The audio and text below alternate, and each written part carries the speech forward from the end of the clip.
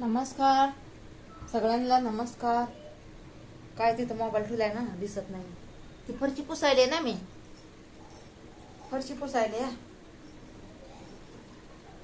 झालं इथं एक पोत मारायचं राहिलंय. पोत मारते जरा. एक आतलं झालंय पुसायचं, बाहेरचं पुसायला लागलंय. ते बसून पुसता येत नाही ना मला, बसून नाही पुसायला येत.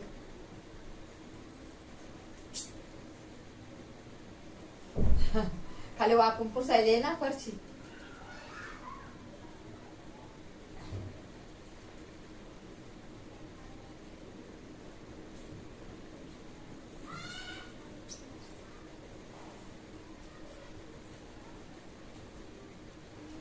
झालं, भांडे झाले तर भांडे झालेत. फरशी जा म्हणलं 2 पोते मारावा. आतून मारलंय. इथं एक ओढलं होतं, ते पाणी येतं ना इकडून, म्हणून म्हणलं हे मारून घ्यावा. दिसतंय का नाही काय माहिती. झालं, एकच पोतं मारायचं होतं. पहिलं ओलं केलं होतं ना, ओलं केलं होतं पहिलं. आता इथं एक मारते पोतं, झालं मग नाही का.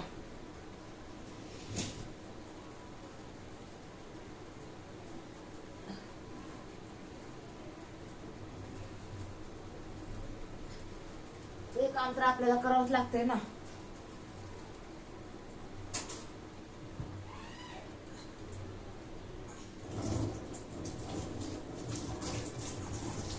भांडे काय ना उभा राहून घासता येतंय, पण हे फरशीला जरा वाकावं लागतंय ना, फरशीला वाकावं लागतंय.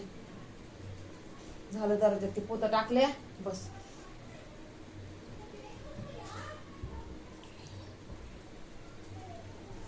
बसते जरा, आता लय पाय दुखायलेत.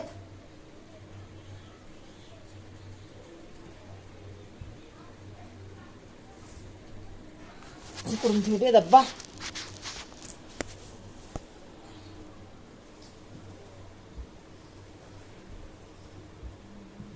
झालं बघा माझं काम. आता माझ्या बहिणींनो, काय माझे लय हाल आहेत हो, लय हाल आहेत माझे. काय करायचं.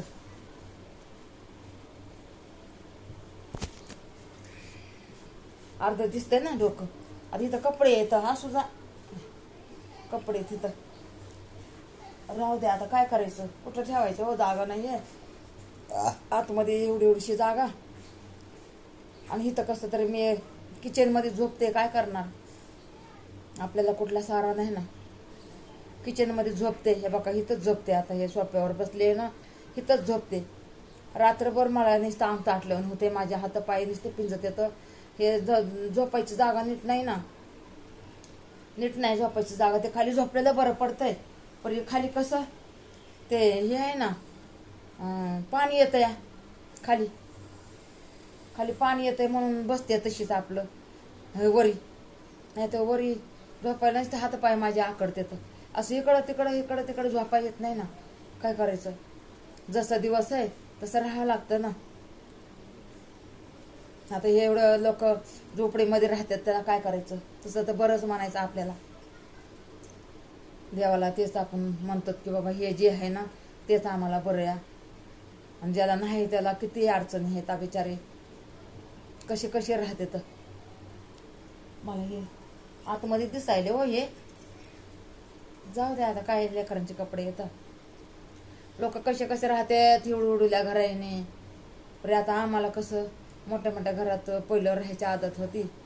आता परिस्थिती नाजूक आहे म्हणून आता हे बघा अशा एवढ्या एवढ्या घरामध्ये राहायचं आलं या. लय मोठी मजबुरी आहे, लय मोठी. लय पाणी येतं, लय पाणी येतं बघा. हे पूर्ण हे गज भरते दिवसातून. ते बाहेरचं ते असं असं ते झाकण हे लावायचं बाहेरचं शेंबरच्या तिथं. असं असं झाकण आहे, ते झाकण नाही लावलं ना तर ते लगेच पाणी घरात घुसतं या, बाथरूमचं पाणी. आणि मग बघा खरकट मरकट पाणी पडेलं असते. आणि ते पाण्याचं नंतर वास येते ना, 1 तासाने ते पाणी आपल्या घरात येणार वास येते. लय मोठी मजबुरी आहे. पण आता काय करायचं, आपल्याकडे पैसे नाही म्हणून इथंच राहायचं आल्या. आणि पैसे यायचा रस्ता कुठून बी नाही आहे, कुठूनच नाही पैसे यायचा रस्ता, कुठूनच नाही. आता मी बी काम करत होते, तर आता मी पण ते काम सोडले. आता काढते आपलं इडं, जसा येईन तसा काढते इडं. आता देव परमेश्वर काय करण तर करण, ईश्वर. आता ईश्वरच्या हातात आहे, परमेश्वरच्या हातात आहे, भोलेनाथच्या हातात आहे का ना. आपण कोण मागणारे? आम्ही तर मागतच राहतो. 3 टाइम दिले ना आपल्याला खायला, तरी बी आम्ही मागतच राहतो. एवढी आपली आशा आहे. आपल्याला देवाने किती बी दिलं तरी आपल्यासाठी कमीच आहे. किती पण देव देतो आपल्याला, पण आपली लालूच काय आहे, मनुष्य जन्म आहे ना. मग काय लालूच आपली कमी नाही होत ना लालूच. काय करायचं? म्हणून देवाला मी तर म्हणते, बाबा देवा दे, नका देऊ, तुमची मर्जी. मागायला तर नाही म्हणते बी मी, नाही पदर पसरणार, नाही हात पसरणार. मी म्हणते बी, देवावर कशाला जबरदस्ती करायची, देव देईन तवा देईन मी म्हणते. पण अजून हे बघा विसरून जाते का काय की मी वापस म्हणते, देवा दे ना काहीतरी, देवा दे ना काहीतरी, वापस म्हणते. आता काय करू? आता मी विसरून जाते वाटतं. मी म्हणते बी, बघा आत्ताच म्हणले ना देवाला की देवा जे आहे त्याच्यामध्ये खुश आहे. भले झोपायला जागा नाही, हाय थोडीशी जागा त्याच्यात भागवायचं, हाय बारीक घर त्याच्यामध्ये भागवायचं. लोकांचं बघा काहीच नसतंय, त्यांनी काय करायचं मी म्हणते. पण वापस मी विसरून जाते. वापस आता दुसऱ्या एडमध्ये म्हणणार, देवा परमेश्वरा दे ना मला काहीतरी. तर काय करायचं ईश्वर भोळ्यापणाला? कधी कधी मला लहानपणची याद राहते, आणि कधी कधी मला आत्ताची याद नाही राहत, कालची याद नाही राहत, रात्रीची याद नाही राहत. असं होतंय मला. आता इडव टाकायला म्हणतात, आपल्या आया बहिणी म्हणतात, भाऊ बंद म्हणतात, सकाळी 8ला इडव टाकी जा, समजा 12ला टाकी जा, 2ला टाकी जा, आणि संध्याकाळच्या 6 वाजायला टाकी जा. मी विसरूनच जाते हो, विसरूनच जाते. मला माफ करा.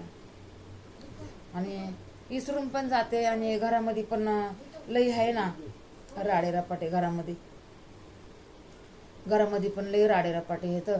म्हणजे कसं, आता 2 लेकरं येतं तर त्यांचं बघावं लागतंय सगळं. मग मी विसरून जाते, त्या पोरांच्या नादात विसरून जाते. एक शाळेला येते, एक जाते, एक सकाळी जाते, दुपारी एक 12 वाजायला जाते, एक 6 वाजायला येते, एक सकाळी 12 वाजायला येते, सकाळी 7ला गेलं तर 12 वाजायला येते. मग आता त्यांची आई कामाला जाते तर थोडं मला ध्यान द्यावं लागते ना. गरमायला लागलं ओले, गरमायला. मग आता ते लेकरावर ध्यान द्यायलाच पाहिजे ना. भले त्यांच्या मायबापाने आपल्याला किती बी खडूसवणी केलं तरी बी लेकरासाठी जीव निघत नाही आहे. भले त्यांनी ऐकू द्या, मला काय करायचं, ऐकलं तर ऐकलं आहे का नाही. आता एवढं तर बघतातच ना. मी कुठं वाईट बोलायला लागले, मी तर चांगलंच बोलायले ना, आहे का नाही. मग आता ही परिस्थिती आहे बघा माझी. आणि लय स्वतःची मजबुरी, मला असं नाही का, नुसती टेन्शनमध्ये.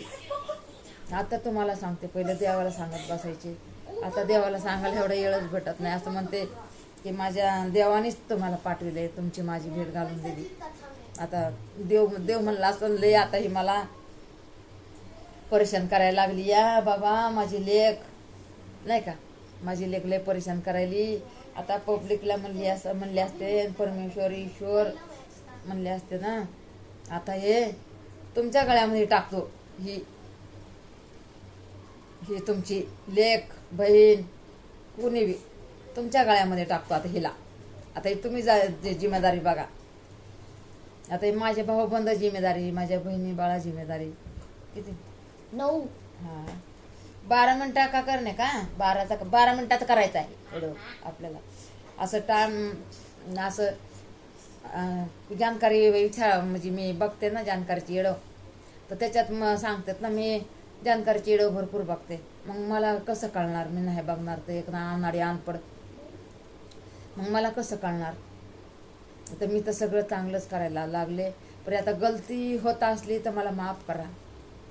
माझ्याकडून गलती काही होत असली तर मला माफ करा. त्याच्यामध्ये लिहून पाठवा सुधारणा, काय करायची सुधारणा काय नाही. युट्यूब बाबाला म्हणते मी, तुम्ही त्याच्यामध्ये माझी चूक माझी दाखवून द्या, माझ्या ID मध्ये दाखवून द्या मला. तुम्हाला कळन ना. आता पब्लिकचं आपलं त्यांचे व्हिडिओ बघते मी, भावबंधांचे व्हिडिओ बघते, तर ते सांगते, जानकारी देतात, आपल्या यूट्यूबची जानकारी देतात. पण माझ्या एवढं काय डोक्यात नाही बसत. तर तुम्ही लिहून पाठवा, तर मी लहान पोराकडून वाचून घेईन. यूट्यूब बाबाला मी सांगते की काय बी असन तर तुम्ही माझ्या आयडीवर लिहून पाठवा की ही चूक आहे तुमची, ती चूक करू नका. बघा आता मी तर देवावर, परमेश्वरावर, प्रभूवर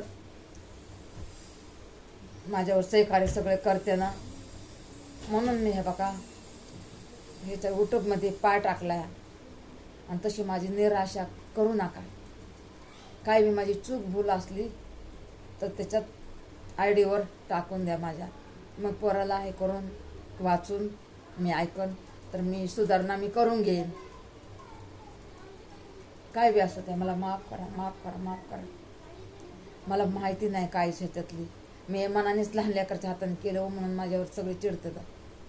लहान लेकरच्या हाताकडून केले ना. आता हे यूट्यूबमध्ये जानकारी देतात ना, म्हणून मला आता कळाले की आता ह्याच्यामध्ये पण भरपूर आहे आपले. मला तर ह्याच्यातलं काहीच समजत नाही आहे, म्हणून मी जरा घाबरते. का तर माझ्या पाठीमागं कोणी उभा असतं ना, मी घाबरली नसते. माझ्या पाठीमागं कोणीच उभा नाही, म्हणून मी घाबरायला लागले. रात्रीपासून मी एक सुमित का काय नाव आहे, सुमित का काय नाव आहे रे, सुमित पाटील का असं काहीतरी, त्यांची मी व्हिडिओ बघितला. तर मग त्यांच्या व्हिडिओ तसं मुडकं घाल नको मध्ये. 12 मिनिट का होगा 12 बरं. सुमित पाटील आहेत ना, त्यांची जानकारी ऐकून मी मला रात्रीपासून असं घबराट झालेली वाटलं की मी काय माझ्याकडून चूक होती का काय होतंय. मला ते लिहून पाठवा माझ्या आयडीवर. नमस्कार सगळ्यांना. लाइक सब्सक्राइब शेयर और कमेंट प्लीज.